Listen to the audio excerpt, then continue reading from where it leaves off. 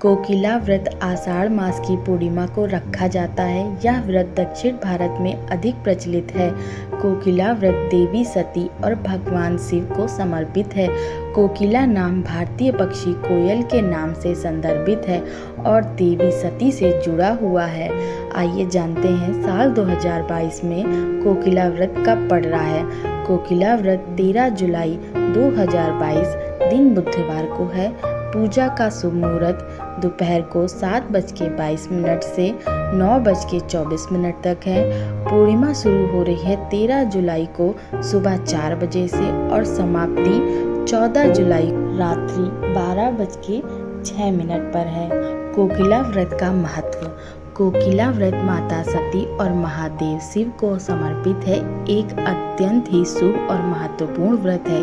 इस व्रत को मुख्य रूप से महिलाएं करती हैं। कोकिला व्रत में कोयल को माता सती के रूप में मानकर पूजा अर्चना की जाती है। कोयल की प्रतिमा मिट्टी से बनाई जाती है और इसकी पूजा की जाती है। माता सती और महादेव शिव को भी भक्ति पूर्वक पूजा अर्चना की जाती है। ऐसी धार्मिक मान्यता है कि कोकिला व्रत को संपूर्ण श्रद्धा और भक्ति के साथ करने से महिला को अखंड सौभाग्य की प्राप्ति होती है। उसकी पति की आयु में वृद्धि होती है, जीवन में सुख और शांति आती है और सौंदर्य में बढ़ोतरी होती है। आइए जानते हैं पूजा विधि। कोकिला व्रत में स्त्रियां सूर्योदय से पहले उठकर स्नान करने के बाद सुगंधित इत्र का प्रयोग करती है। यह नियम से 8 दिन तक करती हैं। प्रातः काल सूर्य भगवान की पूजा का विधान है। कोकिला व्रत आषाढ़ पूर्णिमा के दिन किया जाता है, पर इसका आरंभ एक दिन पहले से ही हो जाता है। कोकिला व्रत का विशेष महत्व दाम्पत्य सुख एवं अविवाहितों के लिए जल्द विवाह करने में वरदान है। आषाढ़ के अधिक मास होने पर यह व्रत प्रथम आषाढ़ की पूर्णिमा से दूसरे आषाढ़ की पूर्णिमा तक किया जाता है। व्रत के दौरान गंगा, यमुना या अन्य पवित्र नदियों में स्नान अधिक पुण्यदायक होता है। कोकिला व्रत में भोजन एक ही बार ग्रहण करें, धरती पर शयन करें, ब्रह्मचर्य का पालन करें, पराई निंदा से बचें। कुछ मान्यताओं के अनुसार व्रत के दिन महिलाएं जड़ी बूटियों से स्नान करती हैं, अतः व्रत एवं औषधि के प्रभाव से महिलाओं को सौंदर्य और रूप की प्राप्ति होती है। कोकिला व्रत मुख्यतः गुरु पूर्णिमा के दिन ही पड़ता है, परंतु कभी कभी चतुर्दशी तिथि के प्रारंभ होने के आधार पर कोकिला व्रत गुरु पूर्णिमा से एक दिन पूर्व भी हो सकता है। कुछ मान्यताओं के अनुसार इस व्रत को करने से सौंदर्य और रूप की प्राप्ति होती है।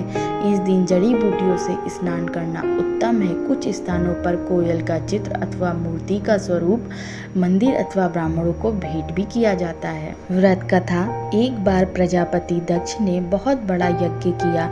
इस यज्ञ में सब देवताओं को आमंत्रित किया गया था, परंतु अपने दामाद भगवान शिव को उन्होंने आमंत्रित नहीं किया।